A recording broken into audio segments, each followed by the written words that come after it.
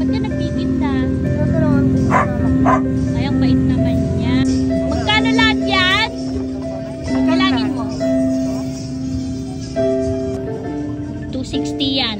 Oh, tawaran ko na lang 500. Huh? Gusto mo? Ayaw mo? Lugi ka, hindi? Ay, hindi, no? Kaya lang, sobra yung nabayad ko, no? O, sige, para meron kang baon. At saka kasi masipag ka, no? O, eto na yung bayad. May baon ka na, ha? Bigay mo kay mami mo, 260. Tapos, baon mo yung 240. Sige, sipagan mo, ha? Mag-aral ka mabuti, ha? Bigay mo kay nanay mo yan. May ulam ka na, may pansit ka pa. Salamat po. O, sige.